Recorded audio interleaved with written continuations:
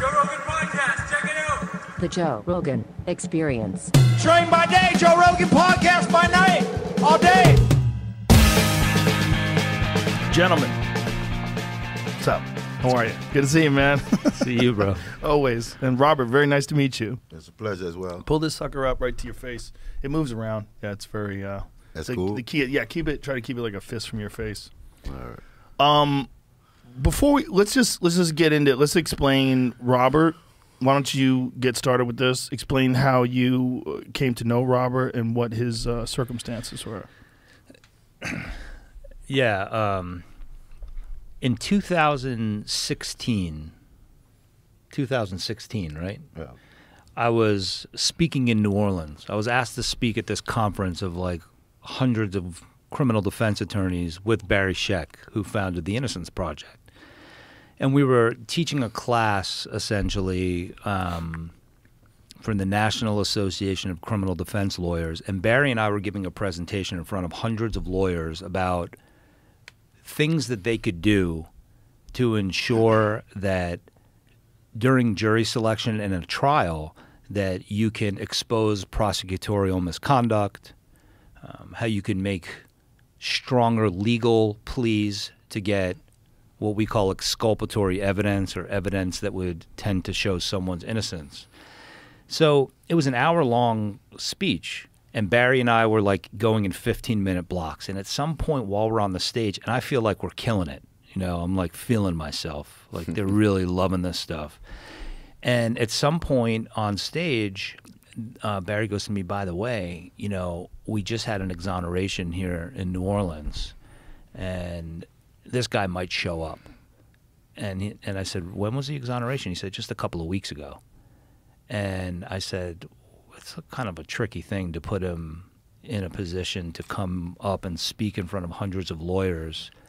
And I said, how long was he in for? He said, almost 24 years, 23 years, 7 months for a vicious rape and murder that he didn't commit. So we're wrapping up our speech, and all of a sudden I see this man walk in the room, and like a lot of heads turn around because it was at like a big hotel, like ballroom. And all the heads swung around because the door opened real loud and slammed. So everybody is looking at this guy, and I see this very well-dressed man. And Barry, you know, says, oh, and, you know, we have a very special treat for you. This man just a few weeks ago was walked out of Angola, one of the most violent penitentiaries in the country. And I feel like, you know, something bad is about to happen because I know what that's like to, at least I don't know what it's like, but I know what it's like to see somebody in the throes of just getting out, and they're usually shell-shocked in a way that is not conducive to public speaking. So this guy just strides up on the stage, grabs the mic, and gives this galvanizing speech where, you know, like you could see the jaws dropping open about how important it is to fight while you're in court and to not back down from judges that aren't letting you, you know, protect your client's constitutional rights. And I'm sitting there watching him, and I'm thinking to myself, I've never seen anything like this. Is special.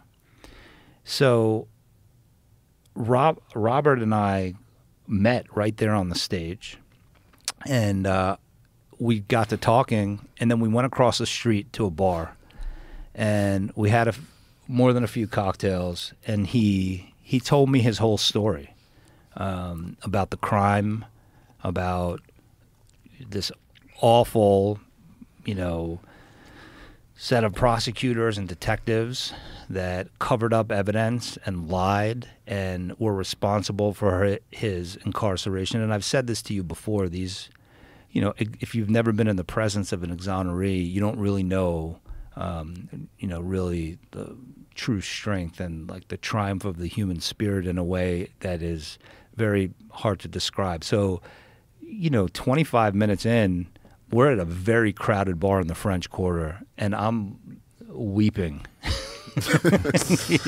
So this woman is sitting at the bar, and Robert puts his arm on me. He's just like, it's all right. I'm going to be all right. And we had like one of those conversations where it was like we just connected in a way that was, you know, really extraordinary. And then I went on to help represent him in his civil rights case. And but that's how we met. I don't want to give away too much of his story because I'd rather him tell it. But that's how we met, and then, you know, have kept in close contact over the last, you know, 5 years or so. And I say this with full confidence that none of it is hyperbole. You're in the presence of a miracle.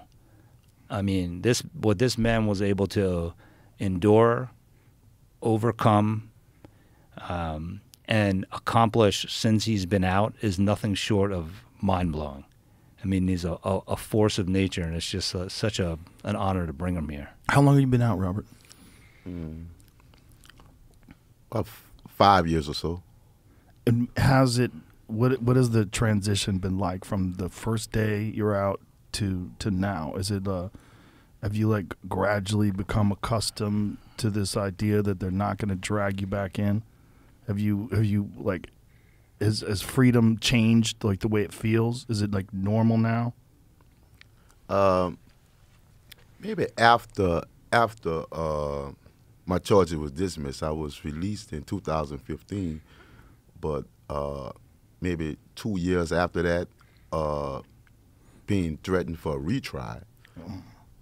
After that was over, when charges was actually dismissed on my 44th birthday, right? Which a day I'll never forget.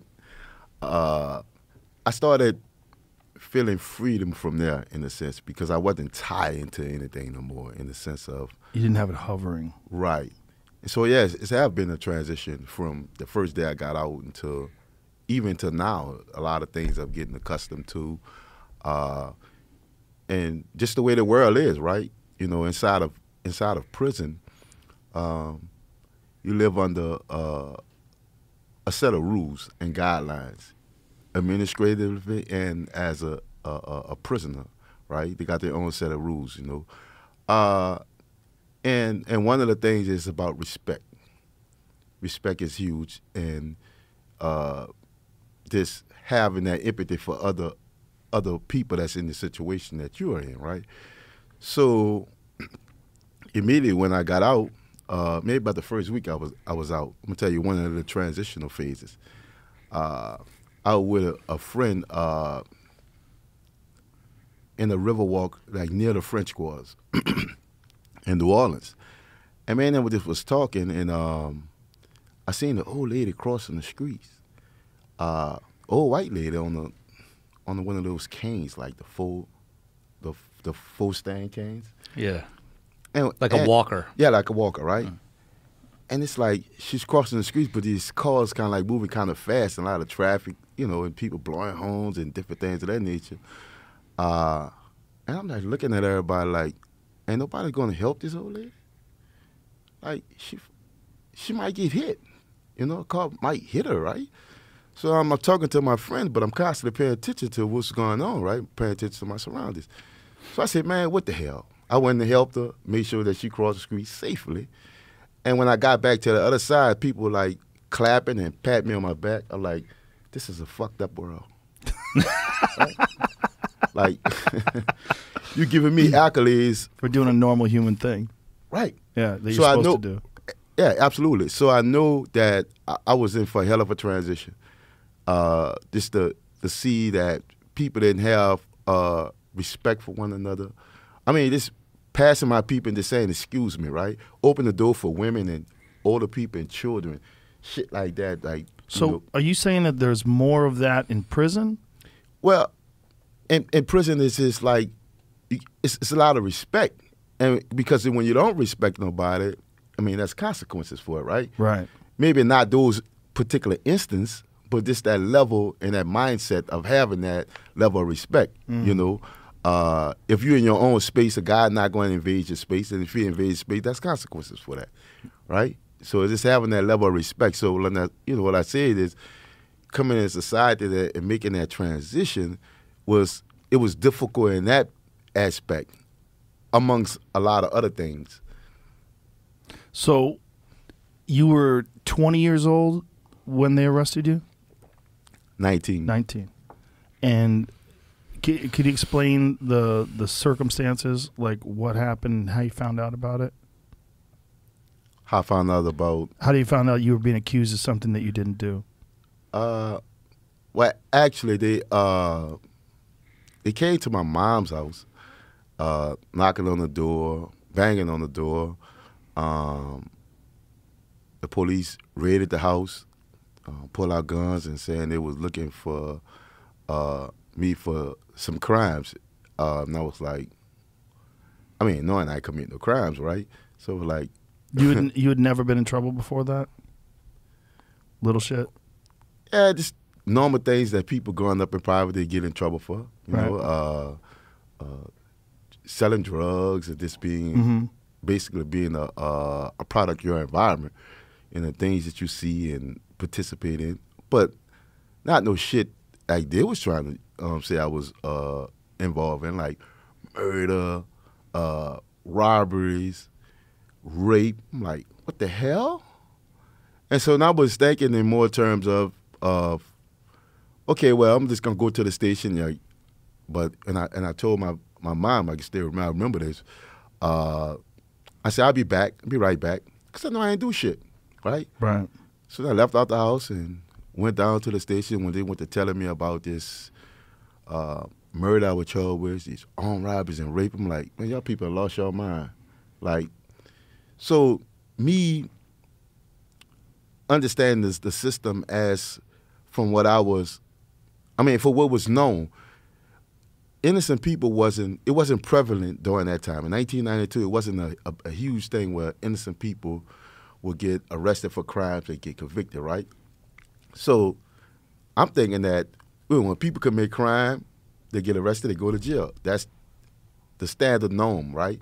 So I was under that presumption of assuming that, well, eventually they'll get this shit right once they go to talking to folks and different things of that nature. And so, yeah, it was mind-blowing. And just to be knowing I was charged with aggravated rape, first-degree murder at the time, and a whole slew of armed robberies, you know. And what did they try to say they had on you as far as evidence?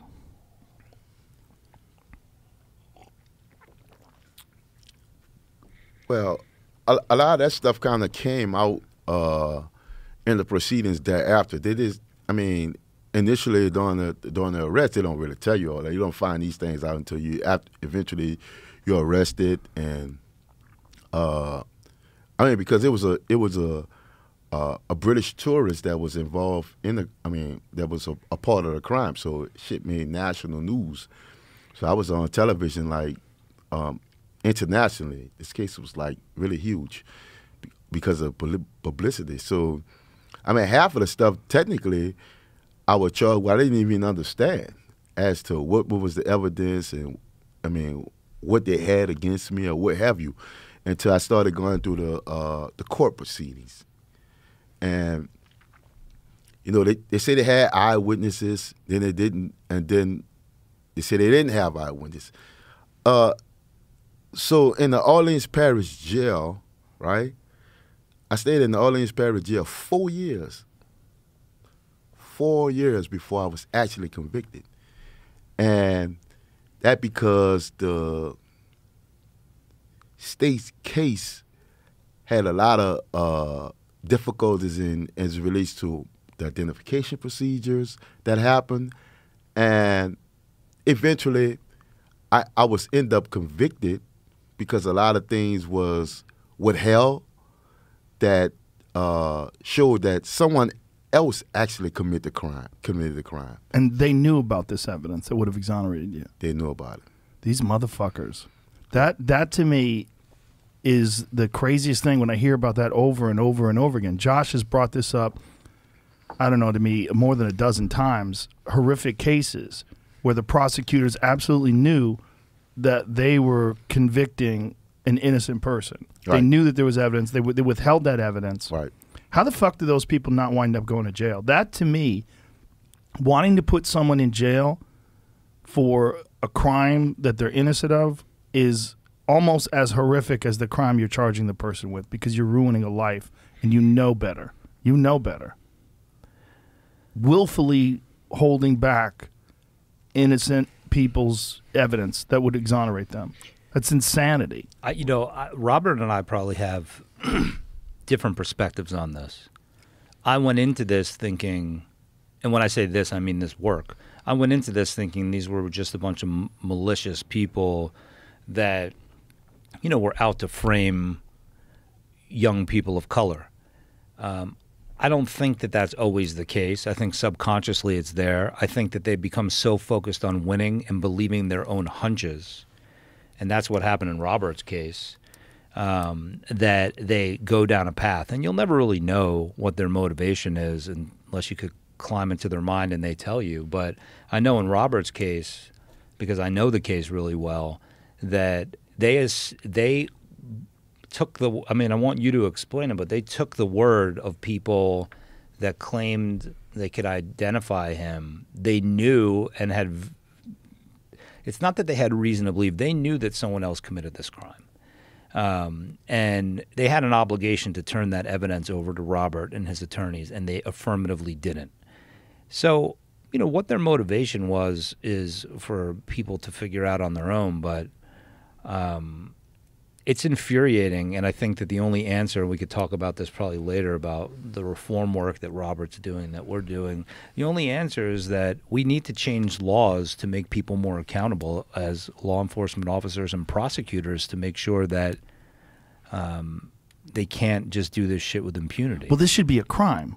It should be a crime of the highest order. If you want to imprison someone for something that you absolutely know they didn't commit, if you have the evidence that shows that that person's innocent and you withhold that evidence and still prosecute and convict them, that should be a horrific crime.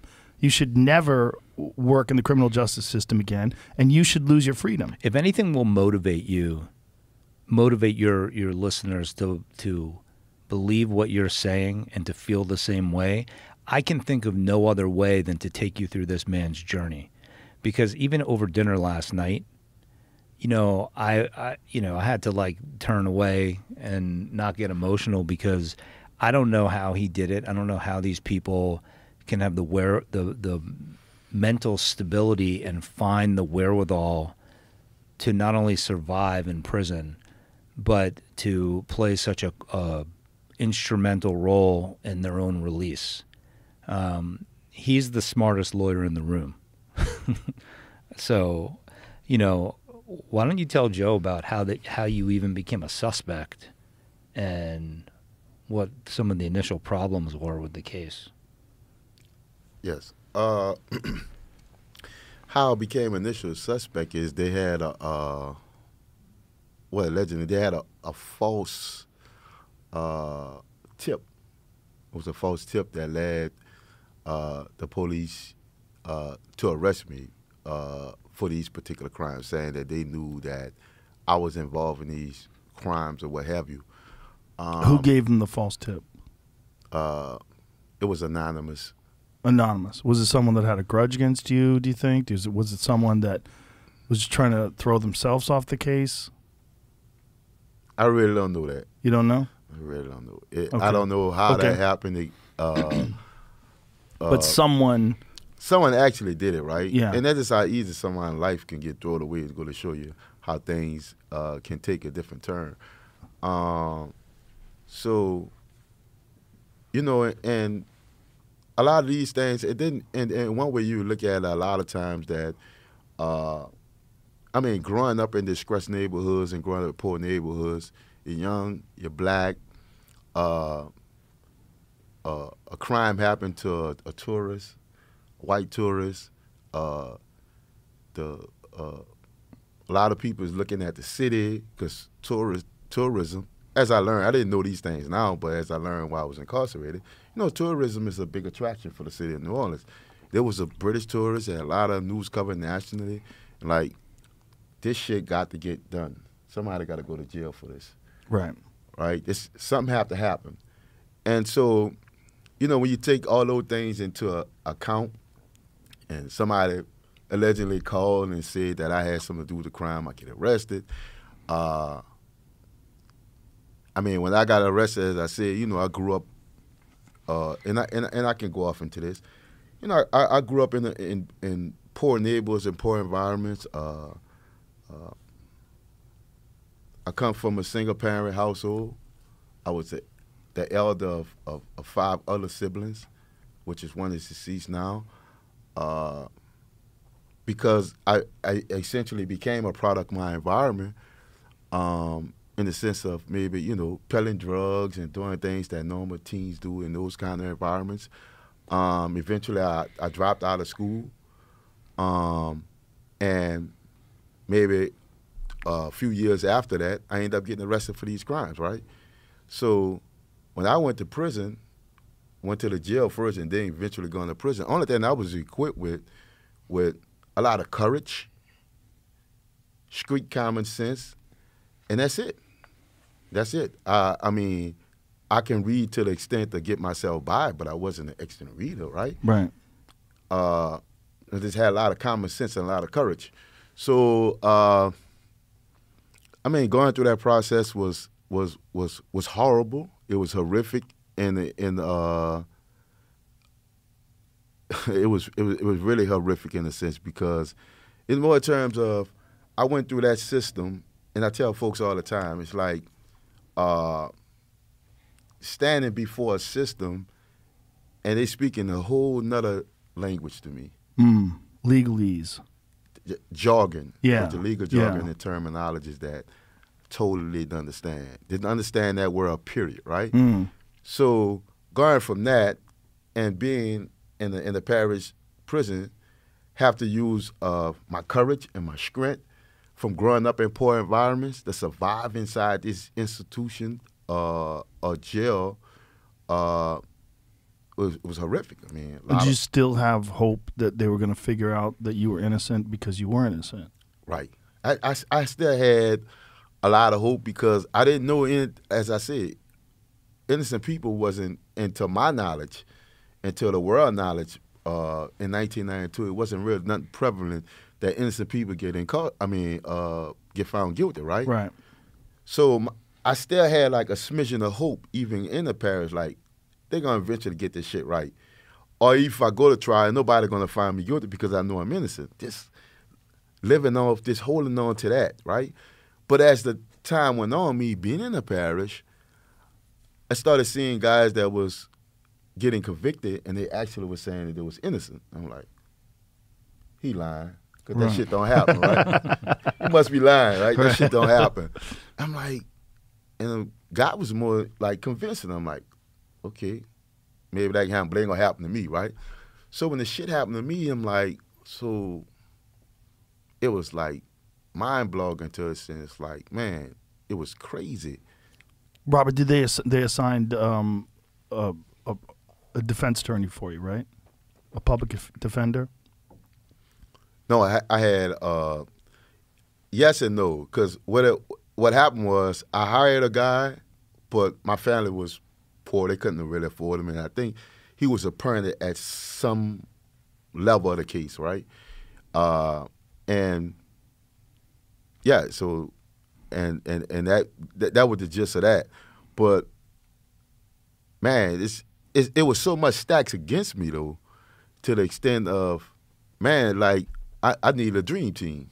Yeah, you needed a serious group of actual excellent defenders, right, who could go through all this information and with a lot of work, right, find out that you were innocent. But you got a public defender eventually? No, he was a private attorney. So you had this private attorney. Right. When you had conversations with him initially and you were trying to explain that you had nothing to do with this, what was his initial reaction and what was his plan? Like how did he did he try to reassure you? What was his conversations with you like? Well, a lot of his conversation was that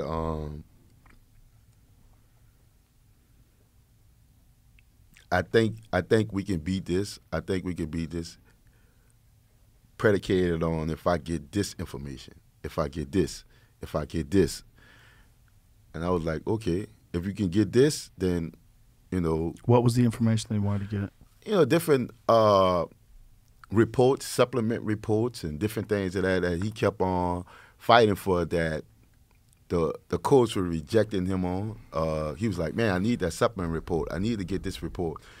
And it's weird because a lot of the things that he was requesting for, eventually a lot of years later, after I was found guilty, me litigating my own case, and working with the Innocent Project of New Orleans, where they was able to provide the resources to the investigators, some of these same documents that this guy was looking for were some of the documents that has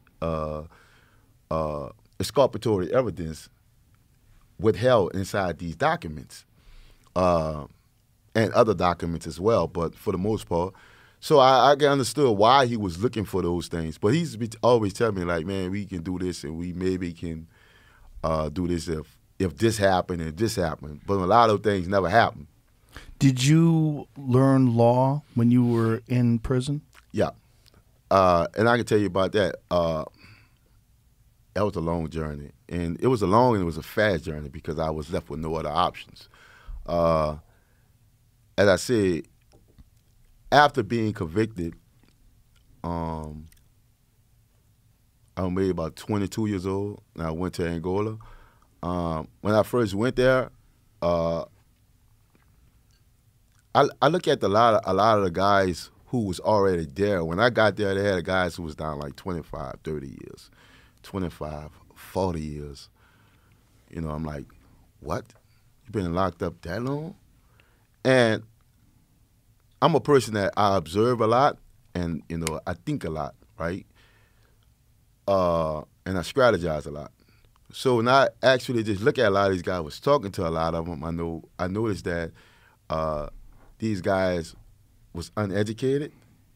They didn't know the law, and they didn't have a lot of outside resources and connection with their families and other people, you know. So I kind of like picked those three things out of like, what the hell? And they explained to me why those things happen. They've been there so long, they lose, you know, they get out of touch with a lot of their family members and different things of that nature. And they don't worry about educating themselves because they're worried about how to defend themselves all those years. So all those things kind of like put them in that situation. A lot of them, not all of them, but most of them was always angry guys. They was bitter. They was extremely dangerous. And I kind of like use those guys as a mirror. Like, I'm not gonna be like that, right? So I kind of like took the opposite direction. But what happened was very interesting. That actually changed my life. Me getting found guilty was like one of the most horrific, traumatizing things in my entire life, right? That was at that time. But within that same year, I lost a brother, my younger brother. He was killed in the form of street violence and what have you, right?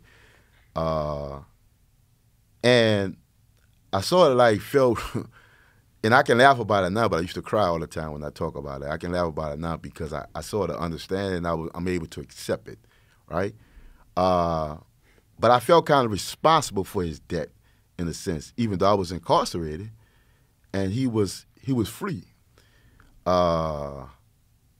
But the reason why he was killed, because he was selling drugs, not to justify his means, because that's all he knew because the environment he grew up in. He was selling drugs to raise money to hire an attorney to get me out of prison. Oh. And I felt really horrible and bad about that, man, you know. So, you know, through months and weeks or what have you, I felt so depressed. Actually, I wanted to kill myself because I couldn't even go to the funeral. You know, so all these things I was thinking about committing suicide and everything. But what happened was, interestingly, what happened was a guy who I met when I first got there, one of the guys who I got very close with in the sense of, because me and them had a subject matter that we can relate to. when I was 7 years old, I lost my father. My father was killed. My father was killed, but my father was a boxer, right? And so after my father was killed, like for maybe a couple of years after, his trainers, they wanted to like, man, your daddy was so good. We want to keep this bloodline going. Like, you got to go and try to be a boxer. So they kind of like ushered me in that mode, and I started training. I started understanding dynamics and the concept of the basics of boxing. How old are you? How old I was during that When time? they started training you?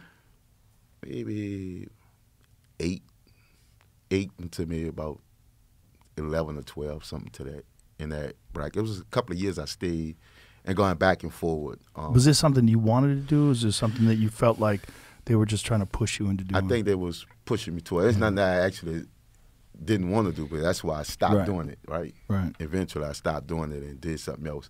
But so me and this guy who I'm speaking of had this kind of relationship as it relates to, because he was a boxing trainer inside the institution. And me and them had to have discussion about certain things, about how you train guys. It's like, you know, if you train a guy to be aggressive, in a sense, don't hit him too much with the mid gloves because you're going to make him a defensive, you know, and that kind of, just different little things like that, right? So we had to have these kind of discussions. And so he was the one that kind of came to my aid when I was going through this dramatic process with my brother being, you know, killed, right? I was walking in the yard, I was crying one day, and he just walked up to me like, man, what's going on? I'm like, man, I don't really want to talk about it, you know? I'm like, man, just get in my space. He was like, man, no, man, you my friend. I'm going to help you. He said, let me tell you this, and you might understand this. He said that life is like boxing, right? He said, every time life throw a punch at you, you got to throw a counter punch. And he said, if you don't throw a counter punch, life will just knock you out just like you get knocked out in the ring. And I'm like, it ain't dawned on me when he told me. When I went back to my cell, I'm like, you know what? This guy fucking right. You know, I got to fight back. I can't just, you know, just sit back and continue on to blame the system, although the system is at fault, and blame other people for what they ain't doing. I got to fight. And that conversation sparked something in me and it actually changed my life. So from there, I enrolled myself in a literacy program inside the institution. And it's funny now when I think about it because they started me out in the 3rd grade. I dropped out in the 8th grade, but they started me out in the 3rd grade in the literacy program, in which I excel. Those programs is extremely fast because I'm like, what the hell, 3rd grade? But I was glad I had to take that route, right? Because I wanted to relearn all those things and freshen myself up. And eventually I got that to GED school. And at the same time, I was studying the law, right? Because I knew, I said, man, my brother was gone. He technically was my only financial resource that I had, or a chance that I ever had was of getting an attorney. My family couldn't afford it, right? So that led him to what he was doing to try to help me. So I was like, I got to do this shit myself. Ain't no way I'm going to get experience in the law if I don't know how to, if I don't have no academical skills, right? So I got to master this shit. And it came back to these different things. I'm like, all these guys that been here all this time, they were uneducated. That mean I got to get educated. They didn't know the law. That mean I got to master this shit, right? And they didn't have no resources. I got to get resources. So that's all I ever focus on. So inside the institution, after, you know, I studied the law for years, and I went in from the Constitution all the way up to, I studied everything about the law. To the point is, I started taking corresponding courses in various aspects of laws on different branches, criminal, civil. And I started studying politics, started studying all this stuff. And one of the reason why I didn't want to be the smartest person inside and go to prison. But I didn't want to be that same 19-year-old kid that stood before the courtroom and didn't understand shit that was going on in front of me, right? And I wanted to be educated enough to help myself get out of prison and stay out of prison and change the system. So that what brought on that level of education. Yeah, and so for many years, and one of the things I maintain a lot of my resources, got a lot of resources, is a lot of people used to spend a lot of their money in the commissary, and which I used to spend money in the commissary as well. But a lot of my money I used to sacrifice. I told you I'm a very strategic person. I used to invest in 100 stamps a month. And I said and I think stamp was maybe 25 cents, 29 cents during the time. So it was less than $30 a month, right? For to get me 100 stamps.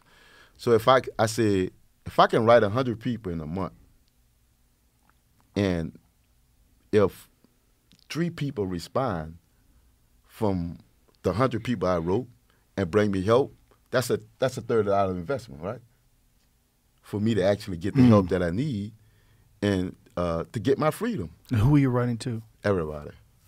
I wrote the President of the United States. I wrote the federal government. I wrote everybody. Then I started targeting, over the period of years, I started targeting certain people, investigators, lawyers. Then when I started hearing about the innocent projects that were surfacing around the country, I started writing them. And eventually, it worked out, all right? But prior to those folks coming on and bringing the resources to help me, I was litigating my own cases. I was litigating cases for other guys inside the institution. I had got so good at litigating to the extent I was winning cases in the highest state court, the circuit courts. I was getting guys like hearings.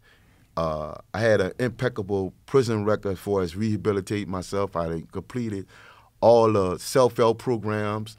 I was in charge of 3 of the organizations there that was creating programs for guys. I mean, it was a whole lot of things I was doing. I didn't have like rule infractions for like expand from like 10 to 15 years, in which it's hard to do. What do you mean by that? Rule infractions, 10 to 15 years? But getting a write-up.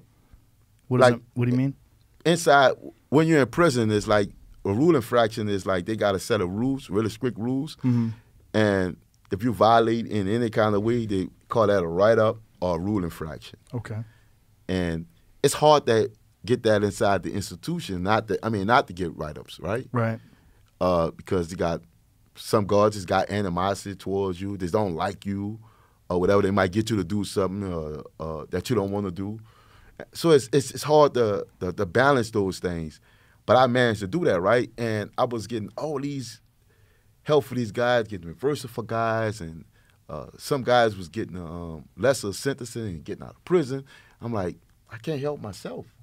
I can't win shit for myself, you know? And I had all the right things. As a matter of fact, some of the very same issues that I eventually got out on when I had the resources, some of the very same issues that I was litigating myself like years before I got out. And like, why I couldn't get out then? Well, I just ain't had the resources. So, yeah, that's sort of like explained, you know, my level of educating myself to the extent of learning all these things, man, you know? You know, I was, Joe, last night, you know, I know Robert now for 5 years, and I told him last night, I was like, I almost feel ashamed to ask you this, because I got this reputation as like this real aggressive, hard-charging attorney when it comes to these innocence cases, and that I'll say things that other people may be, you know, a little bit more reluctant to say to a judge, and, you know, I'm not the traditional attorney. But I said to Robert last night, you know, but I don't kid myself that when it comes to toughness, I can't even wrap my head around trying to get it in your mind space where have a ninth grade education, you're put in prison for something you didn't do. And I know myself and know that I would have been a puddle. And I don't know how I would have survived, let alone had the wherewithal to overcome what he overcame. So he was telling me a story last night about how, because I said, I know Angola is one of the most dangerous penitentiaries in the country. It's a very violent place, full of very violent people. It has a long, sordid past of not having oversight. There's murders. There's everything that you think about when you think of nightmares in a penitentiary happens there, maybe twofold. That's a guess, but it's a very violent place, suffice to say. So I said, well, how did you navigate that? And I'm not going to put you on the spot to explain it. I mean, I love to hear that shit because, he very early on, he said, I got that out of the way right away so that I could focus on, I identified these three things and wanted to do the opposite of what people lacked. In other words, he said the people that weren't getting out of there had no education, didn't know the law, and had no support. He said, I was going to get those three things. And I made that decision early, and I realized if I don't get respect to be able to focus on those three things, then I'm going to have to worry about violence the whole time and protecting myself.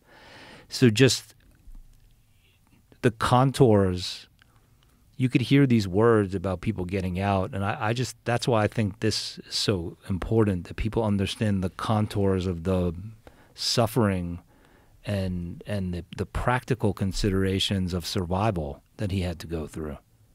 I mean, if you feel comfortable telling some of those stories, you should, because I think it helps people understand like what you have to deal with just to stay alive. Right. Just to fend off assaults. Right. And it's So you had to get that out of the way. You had to make that a non-issue. right.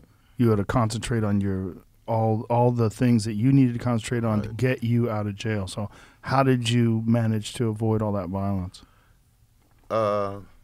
By addressing it head on,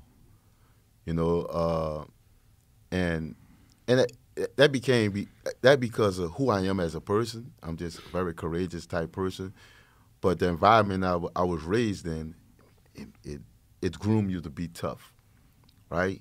Groom you to be tough, and as one thing when I got there, I was saying, okay, I'm gonna leave out just like I came in. I came in a man, and I'm gonna leave out there like that. When if it's for me to get out of prison, I say I'm gonna leave out. So I'm gonna keep my dignity and my pride, and I'm gonna stand up. So once I seen how that was, then I in a situation that confronted me. In other words, it's like you bring me ignorance, I'm gonna bring you ignorance like you never seen before, right? No matter how small I am, how big you are, how many of them you are. If you bring me bullshit, I'm gonna give you a cesspool. I'm gonna always go higher than your ignorance, right? And having that mindset, so and I had some instance. Well, and like I said, I was a good boxer, I was a good fighter,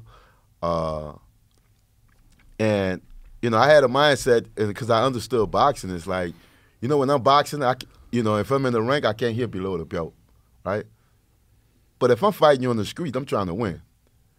I mean, I'm gonna bite your ass. I'm gonna poke your eyes out. I'm gonna wrestle you. They ain't got no damn rules. I'm trying to win. And me having that mindset of defending myself, what years later came to I had to use weapons. But so I had a mindset, and I had incident after incident until guys realized that this guy here ain't to be fuck with, right? And he's not afraid, because most guys are afraid. Like, if we, in other words, like, if me and you exchange words, and I'm giving you a primary example, like, fuck you. My fuck you is a physical confrontation. Your fuck you is a verbal, my physical confrontation. I'm always go higher than your ignorance, right? And me having that mindset, I protected myself to the extent of a lot of bullshit stayed around me. Not that guys fear me, but it's like, if you were too much danger. Yeah, if you weren't cross worth his fucking with. Yeah, if you cross his path, he gonna bring you the best. He told me about the second day he was in the parish jail. Yeah. Well, you tell it, because I said, how quickly did you have to establish that?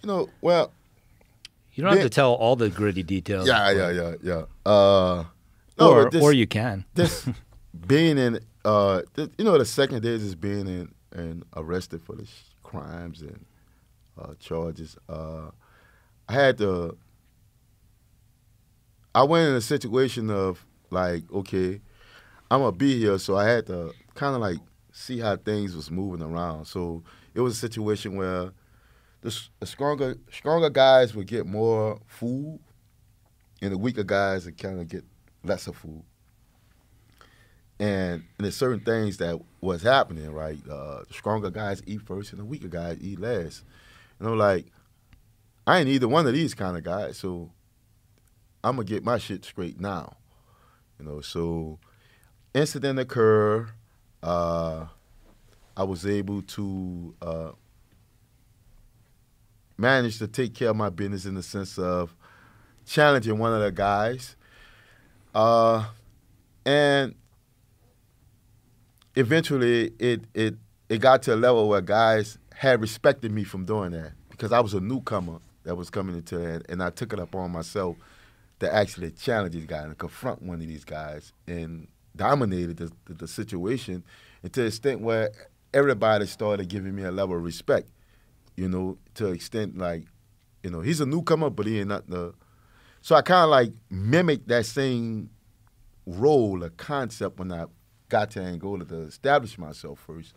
And like I said, it occurred over the period of years, but eventually shit just like starts smoothing out, even though it's still happening around me, all around me. Guys was getting killed.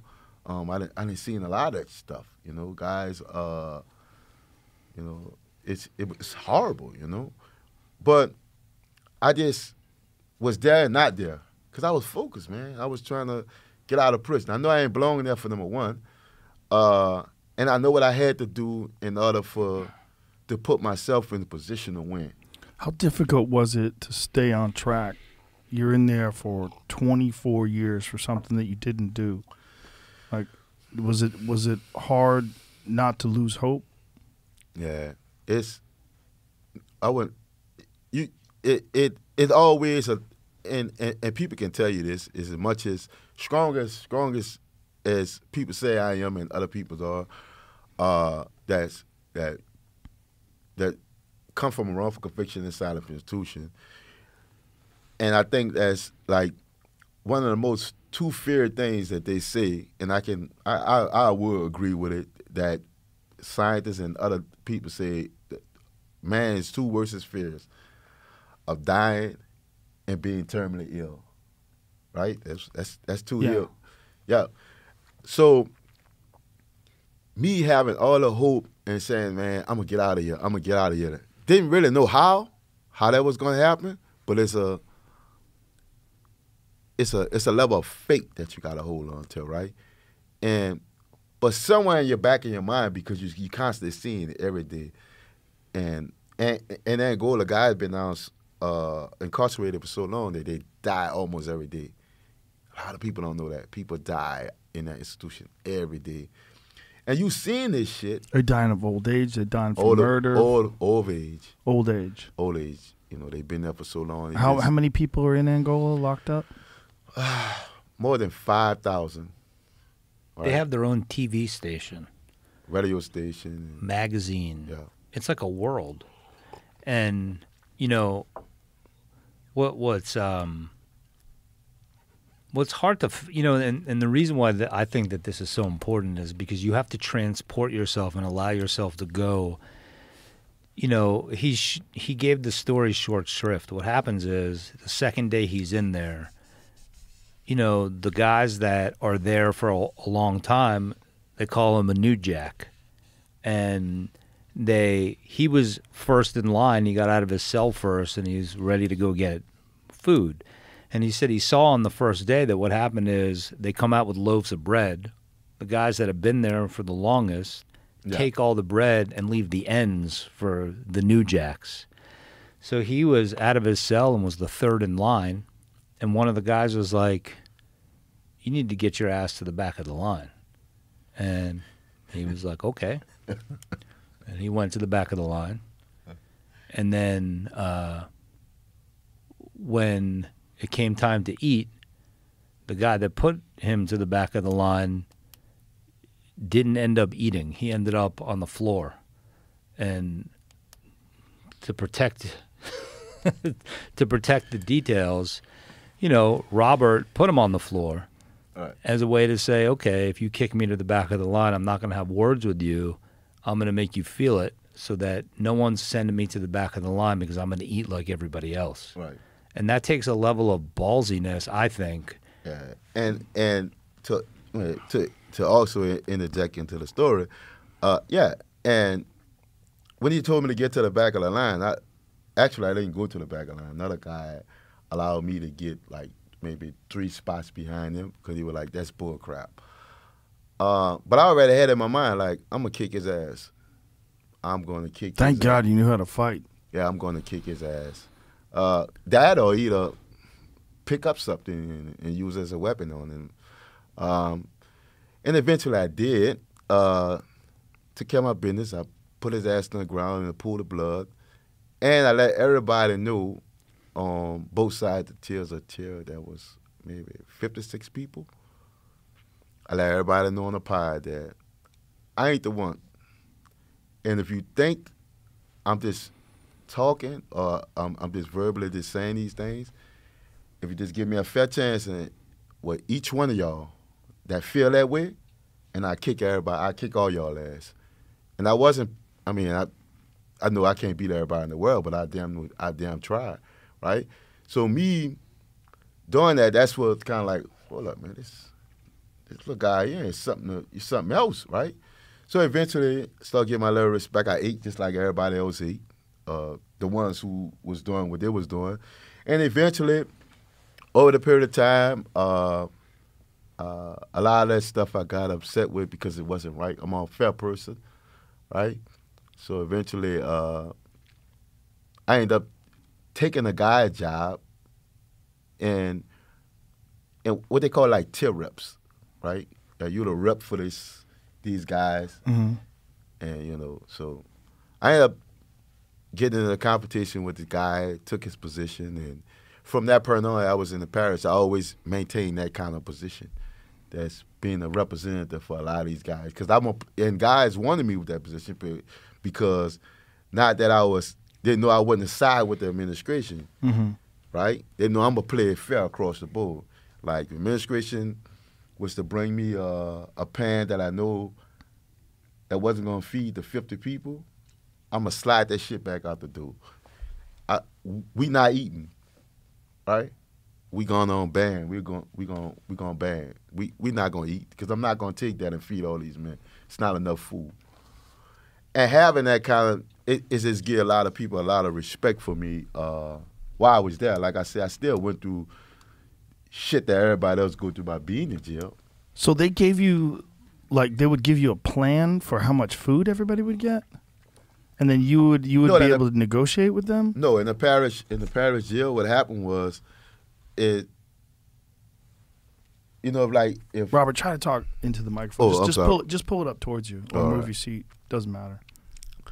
Yeah. So what happens is if they give you a pan of red beans, right, and a pan of rice, and it may not be, it's not enough. They're supposed to have 2 pans. and maybe 2 pans of rice or a pan and a half of rice in order to feed that, in order to give people amount of food that's going to make them full. Now, it might be enough for somebody else to serve and skim guys on the tray, not giving them a lot of food, but I'm not going to accept that to feed them guys. I'm not going to do that. You might do that with somebody else. You're not going. So you were able to negotiate? You were able to get more food? Yes. Every time. And guys respected me for that because I was able to play it fair across the board on those different levels there, and that's who I am. I'm just a fair person. So how many years did it take you before you started to see the light at the end of the tunnel? How many years did it take you before you were able to get people to review your case and recognize you had been wrongly convicted?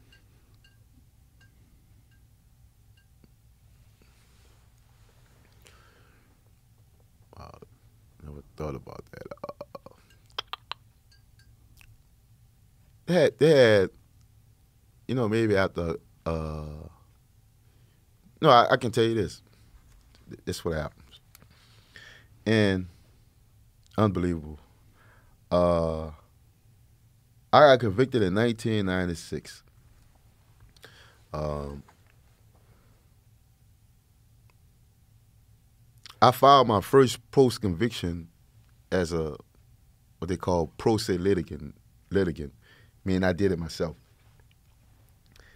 And in the year 2000,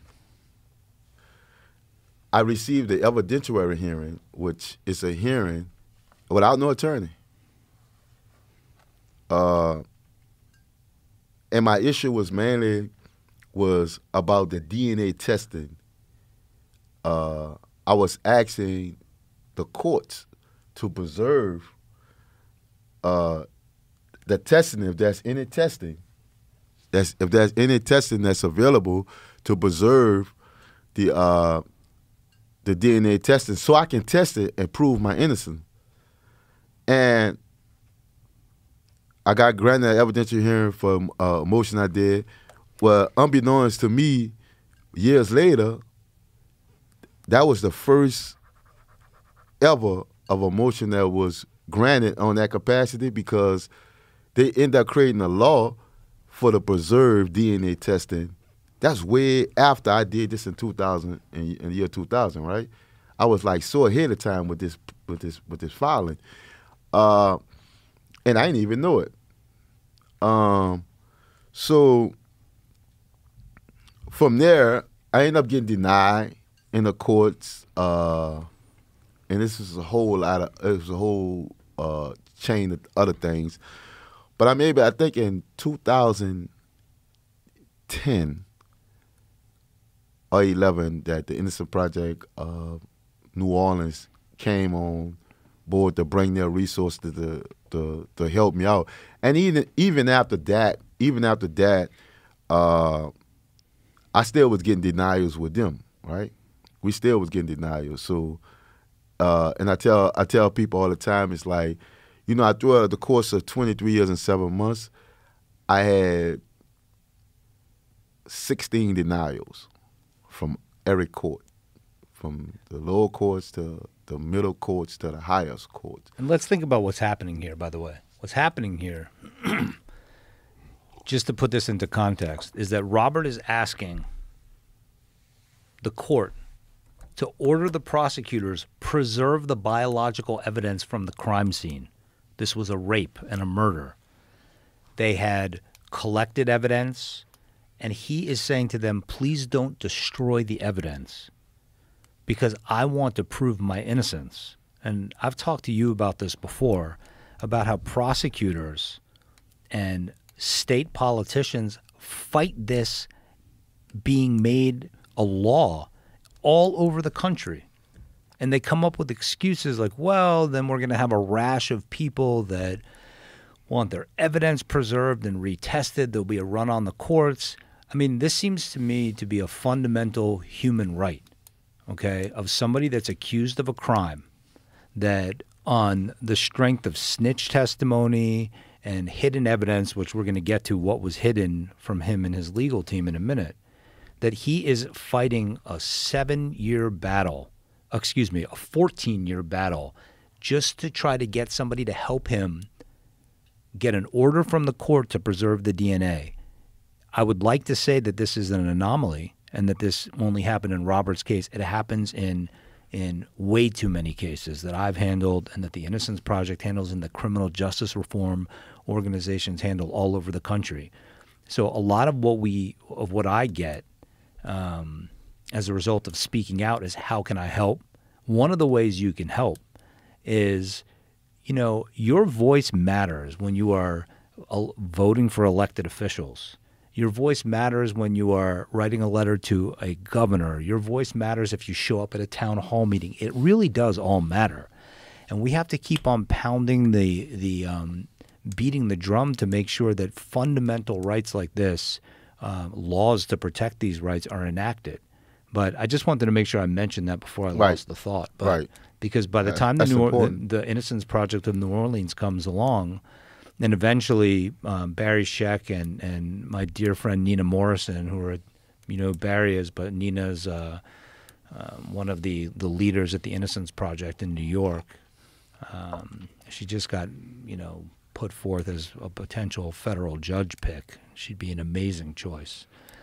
Really started to take his case on and expose all of this evidence that was hidden. But prior to that, he was, a one-legged man in a shit-kicking contest, to say the least. I mean, he's fighting this all on his own. But go ahead. I don't want to.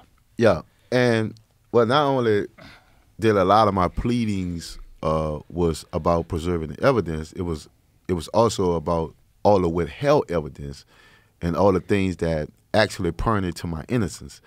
So this one pleading, it was multiple pleadings that I was filing throughout the span of time. So as I said, these 16 denials came over the course of the 23 years and 7 months. And trust me, each one of them denials felt like a guilty verdict all over again. Every one of them, right? Well, eventually they became numb to this shit. It's all the same, right? Like one denials feel like the same, even though it hurt because you've been to build yourself up to the extent all right, I'm doing all this amazing shit. I re-educated myself. I'm doing all this great shit, but what the hell? I'm still not out of prison.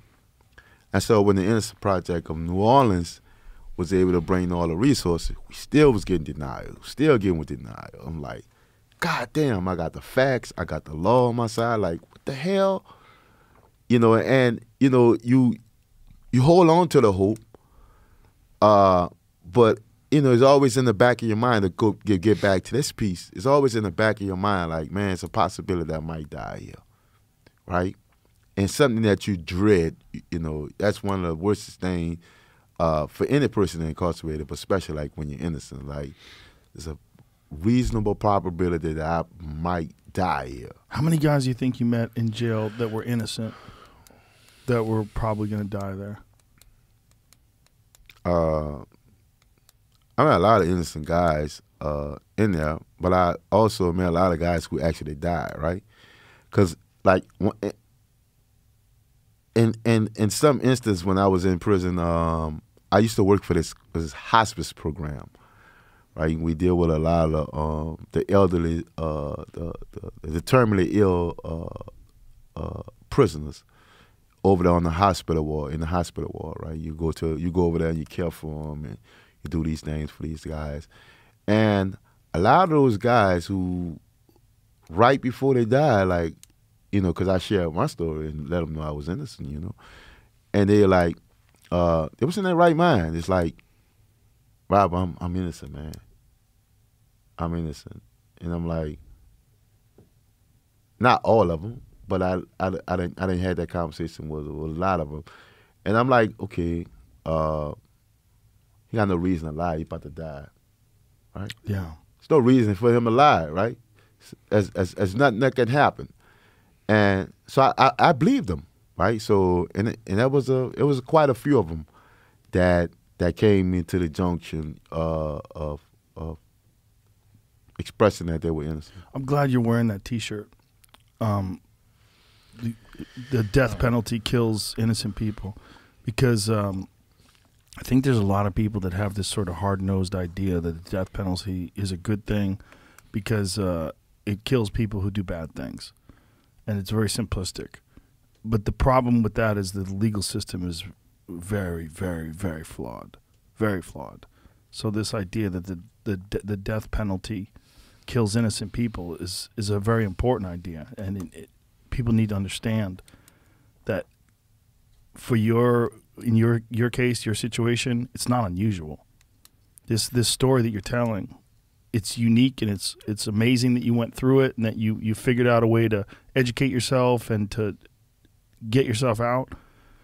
But you're not an unusual case in that there's a lot of innocent people that get locked up. That's right. Look at the back of my shirt.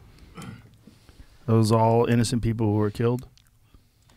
Those are all innocent people that were convicted and sentenced to death and have since been exonerated. Right.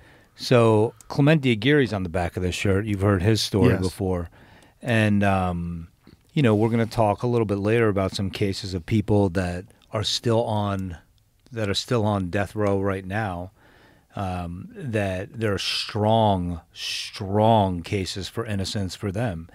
And, you touched on something really important, which is that when you hear about a horrific crime, I think it's human nature. Eye for an eye. Yeah, yeah. And there's this really fascinating thing that happens during a death penalty case. The first phase of jury selection is called death qualification. It's a pretty shitty name for it. And it's this phase where you are there to gauge people's feelings about the death penalty. And having gone through jury selection in death penalty cases, it's rather fascinating sort of human experiment if you think about it, because what the Supreme Court of the United States, not of any particular state, has said is that if a state is going to put someone to death, you have to have this process by which you cannot have people on the jury. This is a bit of an oversimplification, but you cannot have people on the jury that feel that if somebody is convicted of a capital case and a capital crime, that you will automatically vote for the death penalty. And you also can't have people on the jury that are so against the death penalty that they'll never vote for it.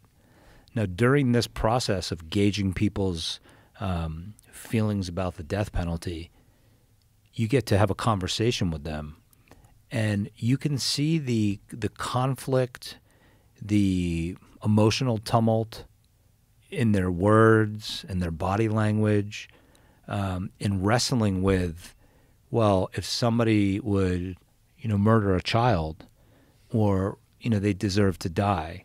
But then you also, see, but unless I know 100% they did it, I don't know if it makes sense to hold that. And you see this wrestling, this existential wrestling going on. Then there are some people that come in and say, that's right, I'm definitely voting for death if I think they did it.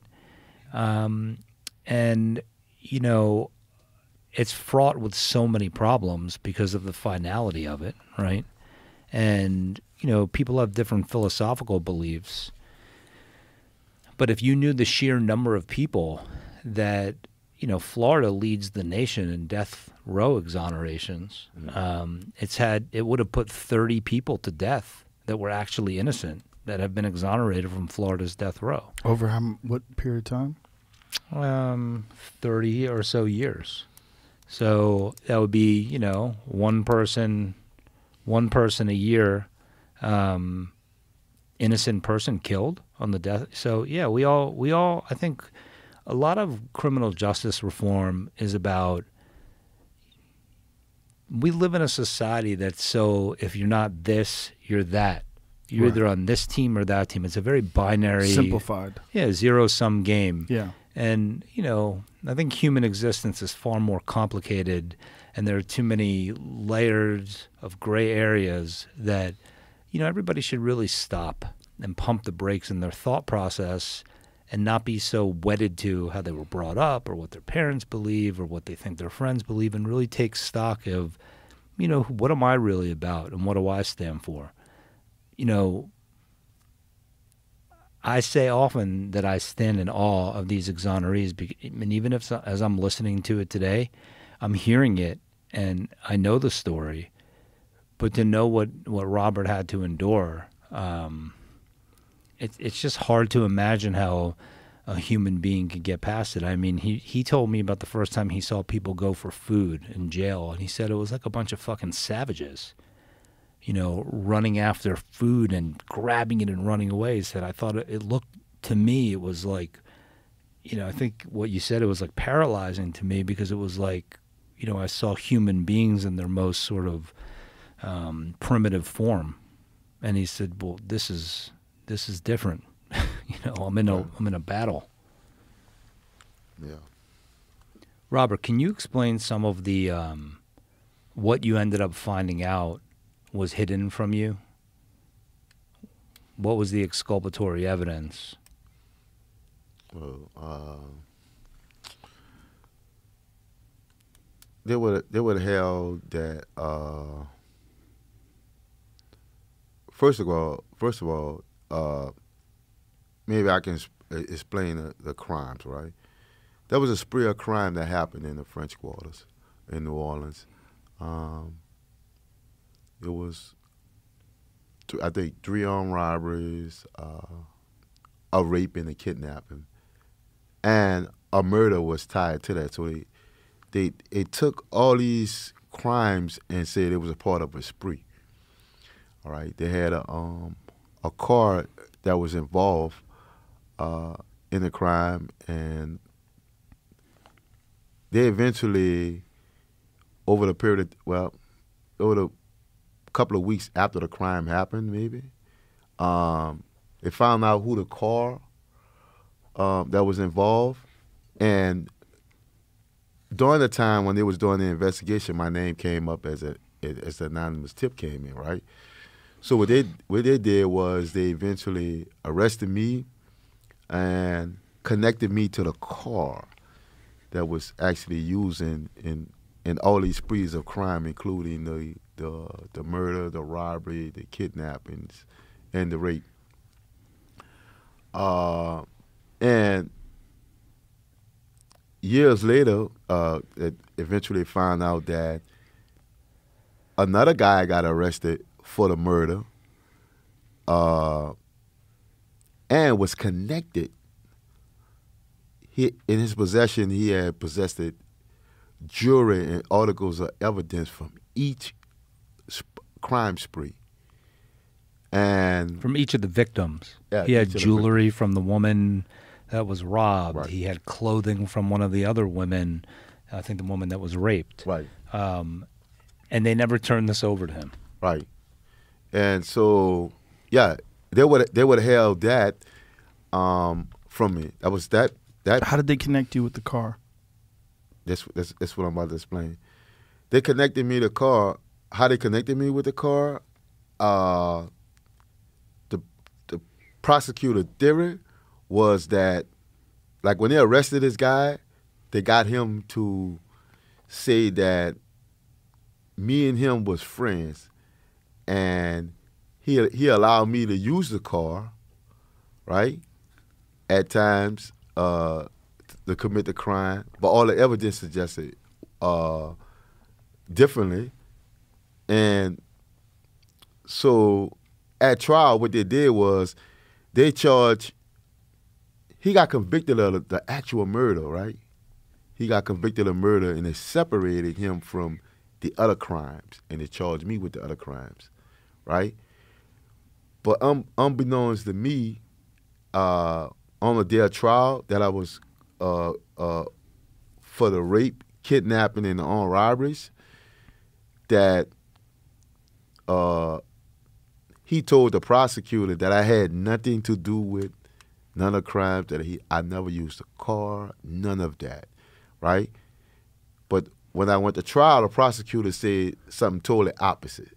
They prosecuted me on the theory that me and this guy was best friends. He allowed me to use the Did you car. know him? I didn't know him at all. Never seen him a day in my life.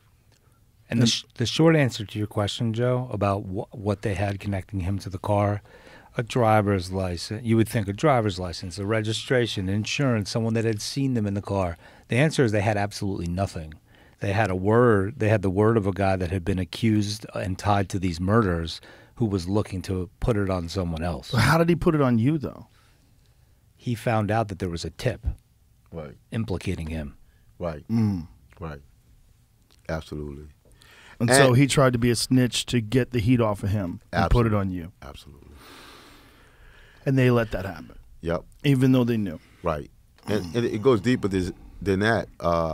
So after I get convicted, I'm still charged with the murder of the British tourist, right?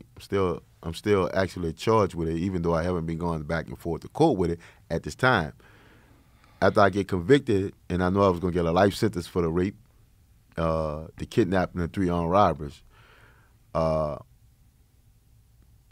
So the district attorney made an offer to my defense attorney, and eventually brought it to me on the day of my sentence and said that, okay, we could give him 25 years, 21 years for the murder, get him a manslaughter, right? And I don't know what type of stuff that happens out of my presence between my attorney and district attorney, but I was scared as shit. I just received a life sentence. I know I was about to give sentenced to life for the rape, and 25 or whatever, maybe 99 years for every armed robbery. I don't know. I was scared to shit. So I took the 21-year plea, but I never admitted to anything, right? And a part of the evidence was that the guy who we talking about that was initially trying to involve me, he was found guilty of the murder already. He was already found guilty of the murder. So they were trying you for a crime they already had convicted someone for. Absolutely. How is that possible? It happened. Because what they were trying to say is that if 2 people are in a car and you're both out committing crimes, right? You're both responsible. You're both responsible. There's something called the felony murder rule. And the felony murder rule is that if you're in the commission of a crime and somebody dies, so if you and I went and robbed a bank and I go in and start, shooting up the tellers and kill 2 tellers, you're responsible for the murder also. So the theory of Robert's prosecution was that they were friends, they were on this crime spree together, and that even though he was convicted of the murder, he was still responsible and guilty of murder. It's no different than the James Daly case, which I've talked about before. They convicted one guy, Jack Piercy, and then they tried my client after that. One guy got sentenced to life, one guy got sentenced to death. It's crazy that they don't have to have any evidence whatsoever that you're even friends with that guy. Right. They had his word. Right. Isn't his word enough? And the piece of evidence, another article of evidence that we held is a report that when he made a statement, like the morning of my trial, as I said, that I didn't have anything to do with the murder. He never knew me and different things of that nature. And they withheld that. And it withheld that. And that was so important to change the outcome of my trial, because they took me to trial on the theory that we were friends and that I knew him and that I had connection to him through the car. But had I would have had that piece of information, the interject in my trial, I would have never probably got found guilty to that extent. And they also would have held various different statements and evidence as it relates to the witnesses that was very inconsistent, that was very favorable to me, and that could have actually pointed back to the guy who was actually convicted of the murder and attached to all those other spree of crimes. So it just was a lot of stuff, man, that they would have held that almost made it impossible for me to unravel and to obtain my freedom. And, I'd like to say that that's uncommon too, but it's not. So in other words, when prosecutors are working on one theory full steam ahead, right? And they then are met with, you might be wrong, we might have been wrong all along. The instinct, 99 times out of 100, is to plow ahead and rationalize why the true perpetrator in Robert's case, why did he all of a sudden say Robert had nothing to do with it? Oh, well, maybe he is making this up because he feels guilty that he implicated his friend who really wasn't his friend. In Clemente Aguirre's case, which we've talked about and your listeners know about, the true killer confessed. She confessed over and over again to friends, to neighbors, drunk, not drunk, to police. In denying him post-conviction relief, now this is a judge, the judge chalked it up as survivor's guilt. So in other words, whether it's a prosecutor's judges, they'll make an excuse to protect the prosecution because it's all about winning or losing. Let's talk about that. What is that? Is that human nature? Is it like, do people just want to confirm their initial suspicions and they rationalize all sorts of reasons why what they initially thought was right and this new evidence that shows that it's not right is wrong? Like, what is it? Is it they don't want to be, they don't want to lose? I think it's a fundamental flaw that we have as human beings that I share. As a Taurus, I especially share it. How dare you bring up astrology? But I'm stubborn, but I think as I see this time and time again and watching juries deliberate, because I do mock trials and focus groups or speaking to people post-verdict, but you can apply it to politics, to anything. To anything. I think one fundamental flaw we have as mammals is our inability to be flexible in our reasoning. And I think that once we make a decision about something, it's very, very difficult to get people to reconsider. I see that in really intelligent people too, and it makes me sad. It's maddening. Yeah. It's maddening. It drives me crazy. Yeah. Because it's like you aren't the part of the problem, I think, with police, with prosecutors, with the whole legal system is that it becomes a game. And I don't mean a game like it's a joke. I mean a game like you're trying to win. Yes. And whenever someone is involved in something where they're trying to win, they do whatever the fuck they can. People cheat. They move golf balls, right? They do whatever the fuck they can. Don't look at Jamie. Whenever I watch hear people moving those fucking things. Whenever I hear, I bet you do. They cheat. whenever I hear golf ball, Well, people cheat, man. They find ways to pretend that they didn't do something when they did it. They find ways to justify the things that they did do. They find ways to pass the buck and put it on. If they can score that W, right? And you see cops do it. They plant evidence on someone they think was probably guilty, but they don't have enough evidence on them. They find rationalizations, and it's because there's a game going on. It's a win or lose, and it becomes a real problem. And not only that, with a lot of cops, there's quotas. Like, you literally have to arrest a certain amount of people. Right. Which is insanity. Like, Right. what the fuck do they do if no one commits a crime? What do they do if no one speeds? If you have a quota where you have to arrest 100 people for speeding, what the fuck do you do if everybody makes an agreement? We all get on Facebook and we say, hey, let everybody drive the fucking speed limit for the next 60 days and let's crush the legal system, because these cops have to make a certain amount of pullovers. They have to pull a certain amount of people over and write a certain amount of tickets. They have quotas. If you don't meet those quotas, they get in trouble. So what the fuck kind of game is that? Right. I would say a lot of just like we have structural racism, right? And when I say structural racism, I mean like institutional things that set up through regulation, rules, and policies. Like redlining. Right. And you just have like flawedness in a variety of different systems. They got people that work for companies. They got a lot of flawedness, and they don't really understand that you're employed in a system that treat people unfair, calls people home, and you can't even see it. And some people can be a part of a system, a part of a program, or a part of an organization that have that win mentality, right? that win-win by all costs mentality, and they lose their empathy for people. Right. And when people lose their empathy, when we define those things, and a lot of people don't like to hear this type of shit. But when you lose your empathy for people, you become technically a sociopath. That's a real problem with corporations. That's like a thing that they say about corporations, that corporations, technically, if you look at the actions, behavior of corporations, particularly ones that cause harm to the environment or to people or sell products they know are dangerous and harmful and hide the evidence, that they're acting like sociopaths. Absolutely. And there's a term called the diffusion of responsibility. And diffusion of responsibility happens if you have like a large group of people. Like here's the term applies to if you're standing around, there's 100 people in this group and you watch some guy beating the shit out of somebody.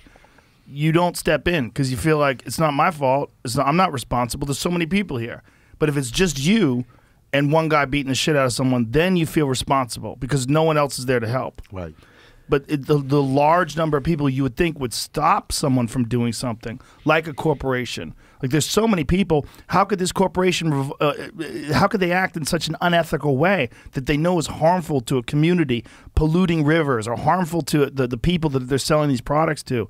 There's so many people. Surely someone's going to tell. But it's actually easier for them to get away with it, which is how pharmaceutical companies operate. It's easier for them to get away with it if it's an enormous amount of people because there is a diffusion of responsibility and there's an overall commitment to keep the profits going for the greater good of the corporation. And there's no accountability. No accountability. Well, and exactly. we've stumbled on something very magical here in this moment. I'll tell you why.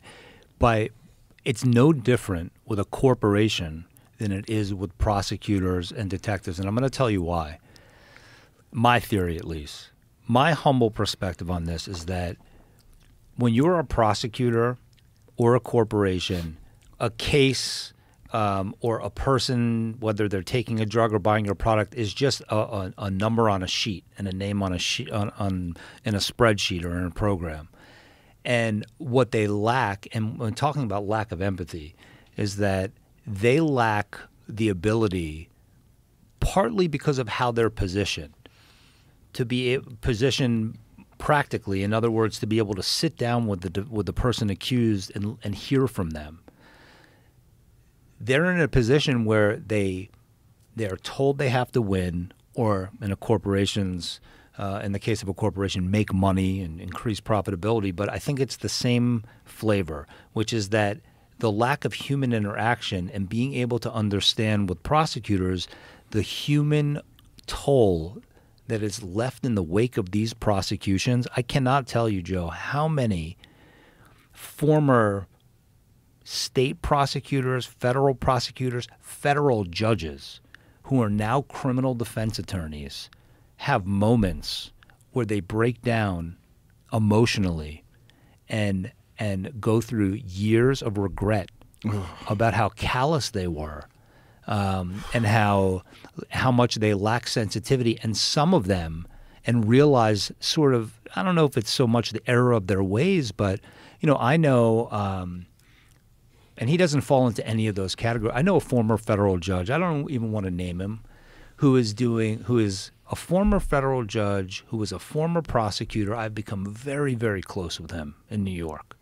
And he is doing unbelievable things now through a project where he is trying to get clemency for people that were disproportionately sentenced. And he is moving mountains to do it.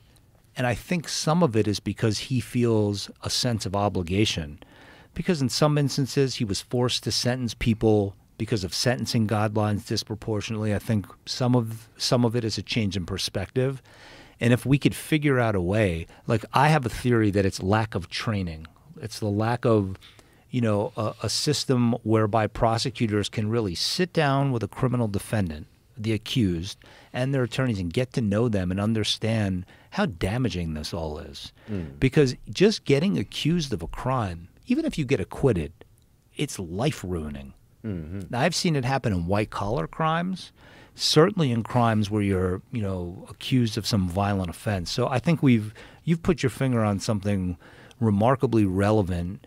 And if we could somehow get across to people in law enforcement, prosecutors, I have someone that's an expert in a civil rights case right now, who was a former warden at a prison in Florida, and at a place where they used to execute people, and he's come to the other side and cannot believe that he was ever, in a position where he was taking lives, and realizes how many mistakes are made. So oftentimes it takes them sort of coming to the other side, having interaction with someone like Robert and seeing the empathy, because what he's been able to accomplish in the 5 short years since he's been out and reforming the system is nothing short of remarkable.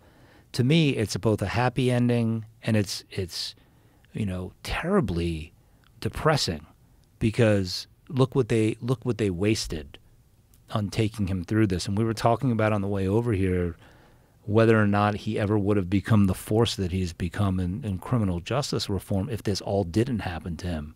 So maybe that's the silver lining. Easy for me to say because I wasn't the one, toiling, in a terrible penitentiary for 23 plus years. It's a horrible thing that people get a thought in their head and then try to confirm it. Right? Like, this guy's guilty, and then you do your best to try to confirm it instead of looking at it objectively and trying to figure out if you're right or wrong. Right. Well, that's called confirmation bias. Yeah, it's a very real thing. It's a very real thing. And that these prosecutors, they're not held accountable for bad mistakes. That's what's crazy. I could tell you another. Not just mistakes, but holding back evidence that would exonerate someone. Right. I can tell you another ticker in this thing. Another thing that they kind of would have, and this was very important. The detective Stewart, and I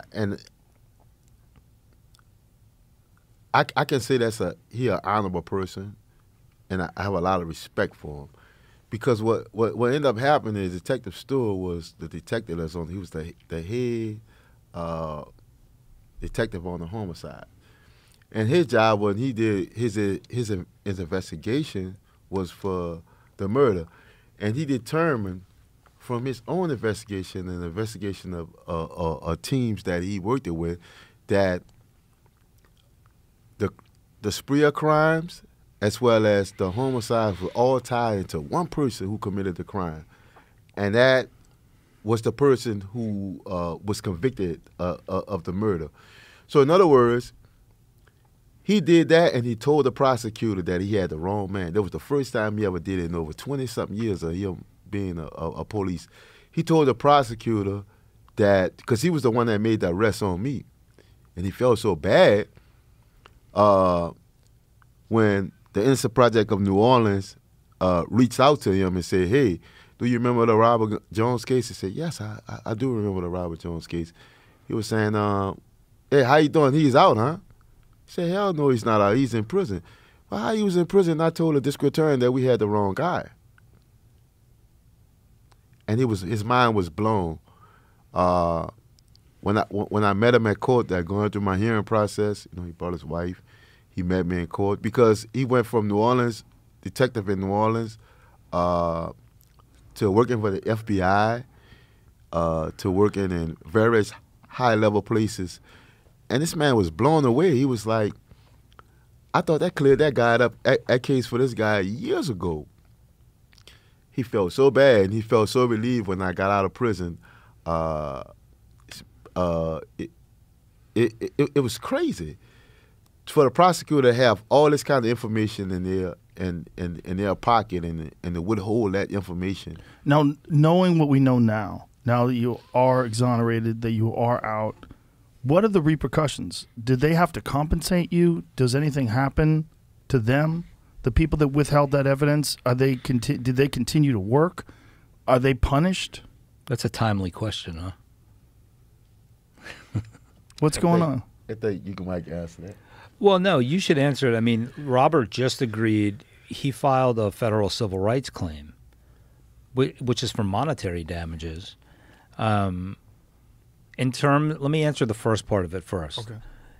The people that did this to Robert were not held accountable criminally. They were not held accountable in any way, and that's a huge problem. Robert just it made headlines in our world quite a bit. He was compensated it wasn't nearly enough. In fact, it was an amount that I find tragic relative to his experience. But it took a change in leadership in New Orleans. The new district attorney there is a gentleman by the name of Jason Williams, who's a remarkable guy, former defense lawyer, who just became district attorney and knew that Robert needed to be compensated. But he wasn't compensated nearly enough. He did 24 years. And how do you put a number on that, on 24 years of lost life? Robert's 48 today, right? He spent half his life in prison for a crime he didn't commit. You know, and he got, I mean, it was public, right, the amount? Yeah. $2 million? Right. Now,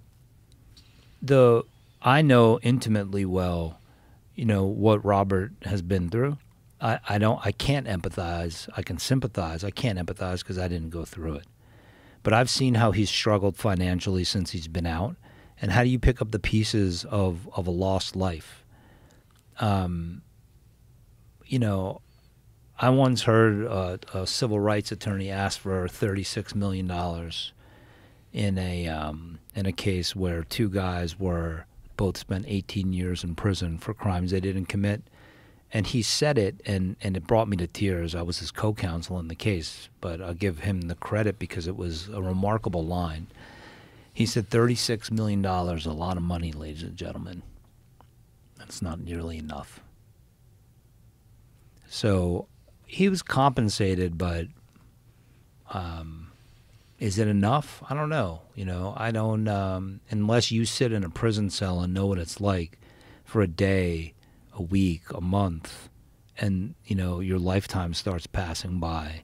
It's hard to put a dollar value on it. Well, here's a good way to judge it.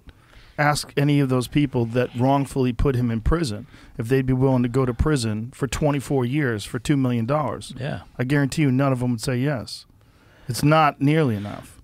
It's not nearly It's a lot enough. of money for a regular person to consider, like, oh, my God, $2 million. It's not enough for 24 years in prison for a crime you didn't commit. And, you know, a lot of your listeners have reached out to me asking, what can I do? There's a lot of states in this country right now, and, you know, we can provide you with the information to put in the notes of the episode that have limits or no compensation for people that were wrongfully incarcerated. That's crazy. And that's a big reform effort that not only the Innocence Project has undertaken, but people all over the country in criminal justice reform organizations, that there should be minimum amounts set. And they jump through trap doors all the time. Watch what happens in Florida. In Clemente Aguirre's case, the state of Florida owes him a lot of money for his wrongful incarceration. And there is a statute in the state of Florida to show you how fraught this is. And so he applied for the compensation after his exoneration. And what the state of Florida did was they said, you know what? The statute of limitations has passed because when we overturned the verdict, when the state overturned the verdict in 2017, whatever it was, he went from being incarcerated to being in custody. And what the statute says is that you have to file within whatever the time frame was, 2 years from being released from incarceration. So the state's argument was that, well, when the Supreme Court threw out his conviction, the same day that the Supreme Court unanimously reversed his conviction, the state announced, we are retrying him. Nobody came to Clemente Aguirre's cell and said, by the way, you're no longer incarcerated. You're just in custody now, just so you know. All right?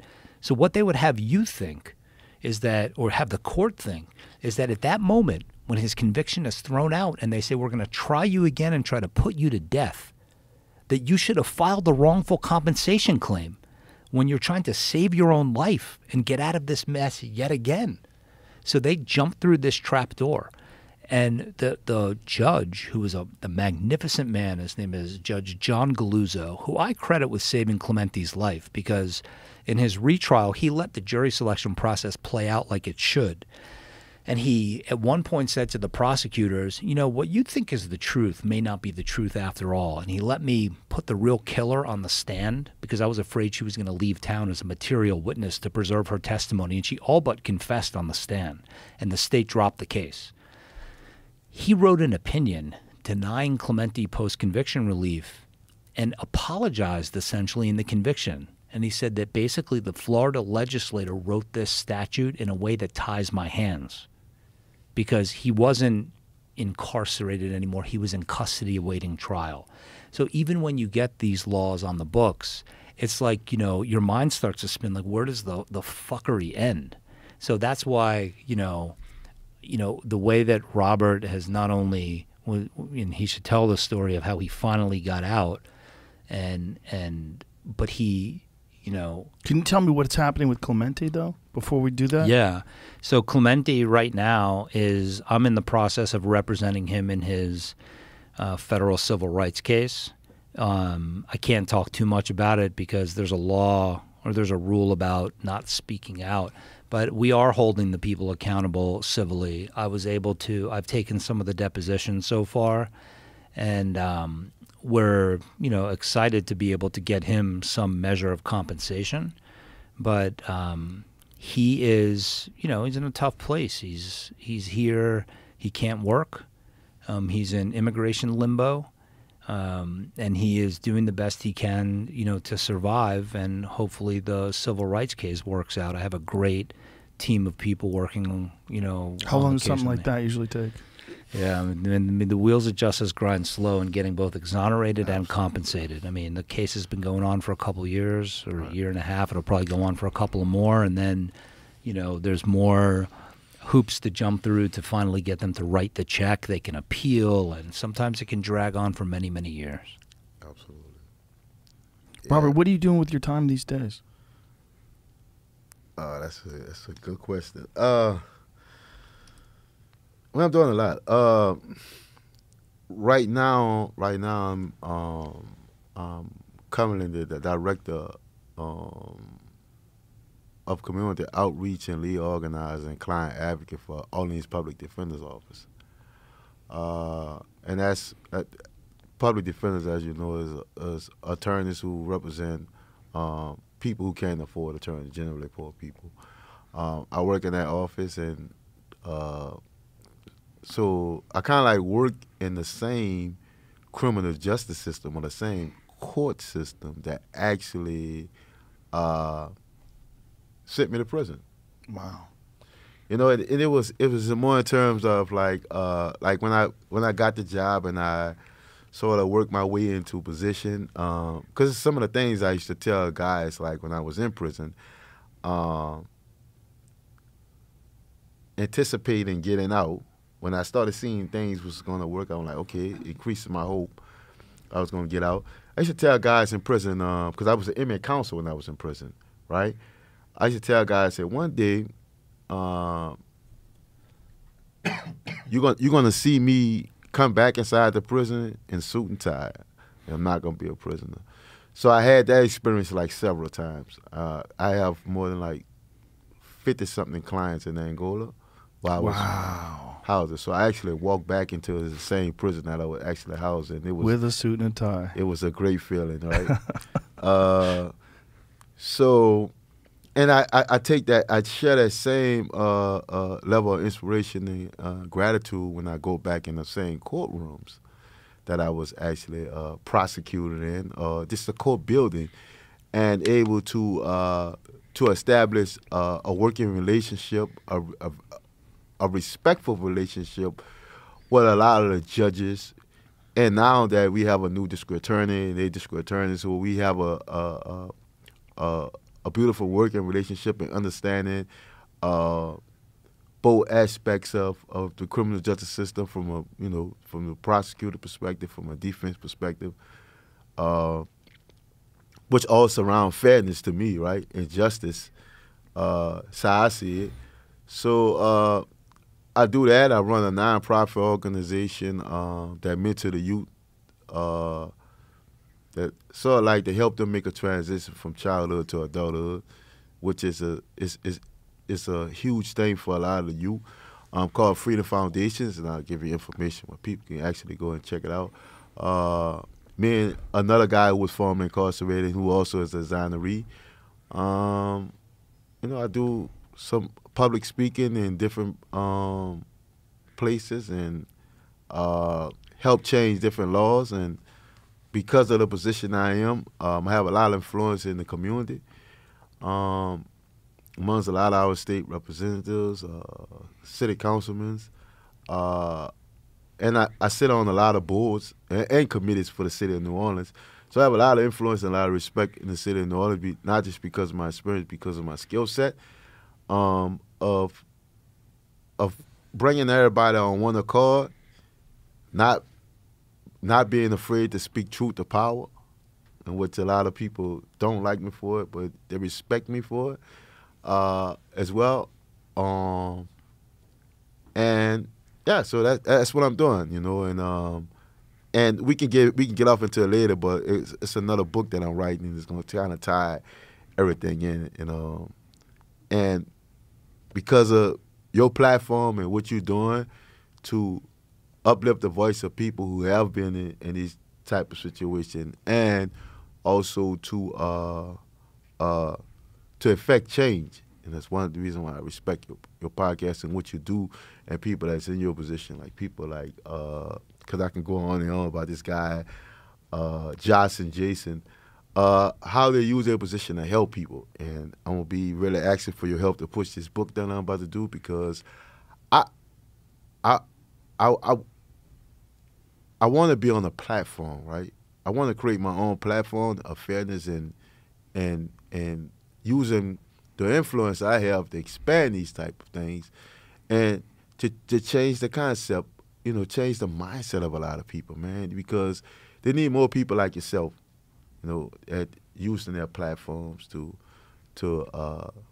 change things, man, to break this system that we have that's destroying people. I think there's a problem in that a lot of people have no idea how the system works until they get entrapped by it. Absolutely. So Absolutely. There's a lot of people that until they hear a story like yours or some of the other stories that Josh and Jason have brought to us and explained, and until you see the horrific details of it, there's a lot of people that just don't know how these things work, and they assumed, like you assumed when you got arrested, that innocent people don't go to jail for crimes they didn't commit.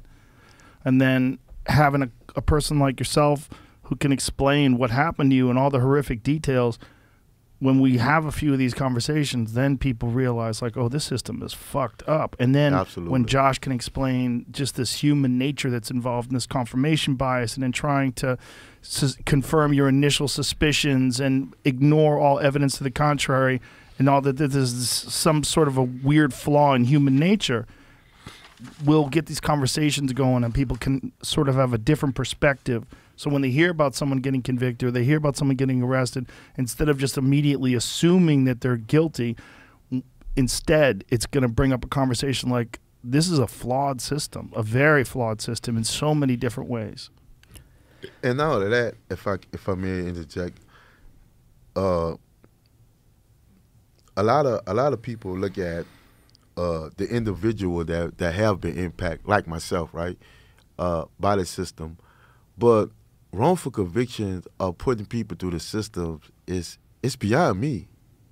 This stuff impact the lives of family members, your children, your mother. It changes a lot of things. There's a lot of things that I experienced inside of prison, of losing family members, losing relationships, losing connections with family members, and have to be released out of prison to rebuild those relationships, right?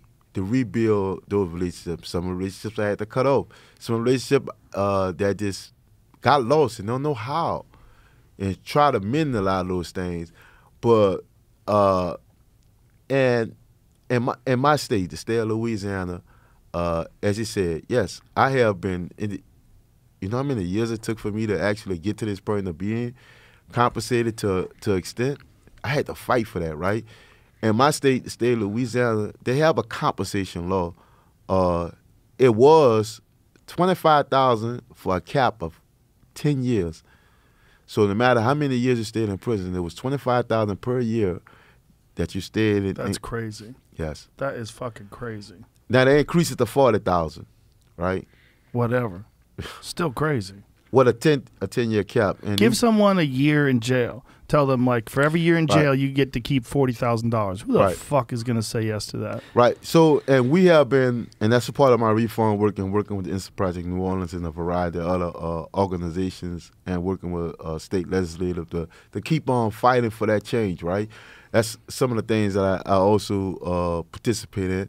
But the thing is, even in that conversation, you still got to fight for that. It's not automatically given to them. And I like to dispel the myth that when a lot of guys get out of prison and get exonerated, that a big fat check is waiting on them and they're going to ride off into the sunset. We need to dispel that. People need to get that out of their mind. That don't happen because when I came home, I didn't have jack nothing, right? Outside of the Innocence Project of New Orleans and the Innocence Project in New York, helping me financially, and this guy and Jason Flum, like, you know, and man, if I wouldn't have had that, I don't know what type of situations that I would be in right now, you know, because I eventually got a job. It wasn't paying much of nothing, but it was a job, right? I worked there, and I got good at what I do. I work at a meal shop. I respect that the owner so much for giving me the opportunity because I learned a lot there, and I was able to build myself into the capacity of where I'm working now.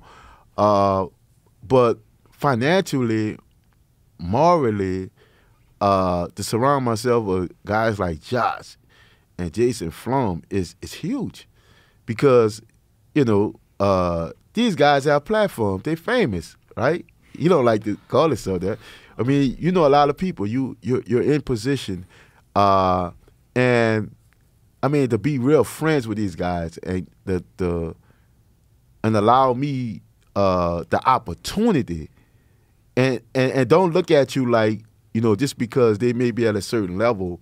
That's what I respect about them because they're going to see you equal. You know what I mean? And I would not only assume, but just maybe doing my own research on y'all, I will presume you are the same way. You know, to have that type of humility for people that maybe have been in bad circumstances, a situation that you may haven't been in, but to still to be able to look a person in the eye and extend the opportunity for that person is huge to me. That's real humanity. You know what I mean? Because it's like he don't have to do what he have to do. Jason Flum don't have to do what he have to do. I mean, you don't have to do what you have to do. You don't have to raise your voice about certain things, but to do that, it's huge to me. You know what I mean? That's really huge, and that's real. That's humankind. Because most people, we all human, but some people don't act like human. People they think about their own problems, you know, and everybody's got their own problems. It's easy to ignore other people's problems. Absolutely. Here's the point. You know, when we and Robert and I have the opportunity to speak to lawmakers that have different political views, this type of conversation is extraordinarily rare. I spoke to the governor of Florida about the James Daly case. He literally has a snapshot view of it, gave me less than 35 seconds after having me wait for several hours to meet with him. And there's a clemency mechanism in the state of Florida. All that means is that you listen. You just listen. You can deny it. You can say, sorry, not granting you it. But what point is there in having it if you're not going to listen? Right. And the problem is that, you know, like Julius Jones is about to be executed in Oklahoma. Richard Glossop is sitting on Oklahoma's death row, stone cold innocent. And, you know, it becomes a political thing with protecting the win. You know, we talked about this herd, this tribal mentality. Now you got me on herd immunity, tribal mentality. And it becomes, you know, rather than just sitting and having the conversation and listen and being able to break through and saying, okay, I've heard you, now hear me. Hear what I have to say about the reasons why you might want to did you hesitate at all? If you hesitated a little bit, are you sure you want to take a life? And that, in the case of Robert and so many others, it took an army of people. It's really easy to throw someone in jail. It took a literal army of people fighting and clawing and kicking and scratching to get him out. And why I think he's such an extraordinary story is that, to be able to get out and now basically create a position for himself at the public defender's office, it's a miracle to get out in the first place. It's more of a miracle to find the sort of emotional, physical fortitude to want to stay in the system that imprisoned you. A lot of people that get exonerated run, and they have every reason to. California, Florida, the Midwest. Just get the fuck away. Just get the fuck away. Yeah. They don't want to see their lawyers again, send them a postcard. Right? Well, Robert, what you bring to this is you have a peace and composure about you that's very unusual. Because of the horrific thing that you went through, and to have to educate yourself about law and to try to figure out your case while you're locked up in a jail dealing with all the other stresses of that environment. You have a composure about you. Like you have a character that's literally built under fire. I mean, you were forged under horrible conditions, and because of that, you are uniquely qualified to discuss this and to have these kind of conversations and to open people's eyes because of who you are and how you've gone through it and what kind of man you are now and the way you can describe it so calmly and serenely, which is it's very impressive. Most people who would have gone through what you've gone through would be a broken husk of a person after all those years, right. But you're not. And the fact that you continue to help and work with the Innocence Project and try to help people and actually go do what you said, go back to Angola with a suit on and help people. Right, absolutely. It's an amazing thing. It's an amazing thing. And you've literally turned, there's no way to completely turn that negative into a positive, but you've made the most out of it for sure. Right. That's sort of like my motto, in the sense of turning all of my negatives, everything that happened bad in my life, I try to make it out of positive for the most part. From working at the public defender's office, I also was in charge along with two attorneys that I work with. Like currently, right now, we created like a resentencing program about a new law that changed. And currently, I was a part of a team that maybe 60 guys that got out of prison. Helped 60 guys that got out of prison. And it's not about it's a joy to me in the sense of seeing those guys get out and be reunited with their family. Guys who maybe would have thought they would have never get out of prison. To have that type of thing is it's just a joy. It's a thing. And because of my experience and because of the education I have about the system, not just the criminal justice system, about the entire system, because that's what I studied, right? Me understand that it's hard to stay inside. It's like if you was a doctor that knew a cure or something that'll bring someone relief from pain, and you see this person in pain, and you just like, you know how to help them, but you don't do it. That's in the sense of, that's what it is to me. Me having educated myself and put myself in position, it's hard for me to stay inside. There's no way I can have a knowledge of these things and not help someone. I wouldn't be the person who I am. That speaks to your character. Absolutely. It's very inspiring. It's very inspiring, I'm sure, to other people that are listening to this too. Right, absolutely. And it's sort of like bring me to the point if one of the things that outside the things that I do and the relationship I build inside the community, and like I said, I'm working towards this book. I'm working towards is Power of Endurance. And you're writing it right now? It's almost complete. Yes. When do you think it'll be done? Maybe 2 more weeks. I should have it all edited out. Do you have a publisher already? You can help me with it. We'll do what we can. We'll do what we can to get it out there for sure. And we'll do what we can to promote it once it's actually for sale. Absolutely, absolutely. And it's dealing with the power of endurance. And the book came about because I get this question all the time. Like, people always ask me, like, Robert, how the hell can you do it? How you can keep your composure? How you can do these things? How you can grew up in distressed neighborhoods all your life, poor, come from single-parent household, uneducated, to all this. How you do these things and still, now we're in the pandemic, you're not scared, you're not afraid. You know, like, man, how you keep a smile on your face? And I used to always joke, I say, one day I'm going to put it in the book, I'm going to show you how. And I created, like, well, it's 4 easy steps, and I actually tell them, like, through my own experience and how I was able to maintain build a tough mentality. And me and Josh were talking about it last night, and I think that what I want to do is sort of different from people that inspire people, like motivational speakers. Got a million of them, right? I'm not a motivational speaker. I'm a transformative speaker, right? It's like, because anybody or anything can basically inspire you. Like, I can inspire you right now. You can leave out of here, and soon you face adversity, it's like a deflated balloon. That inspiration leaves. Right.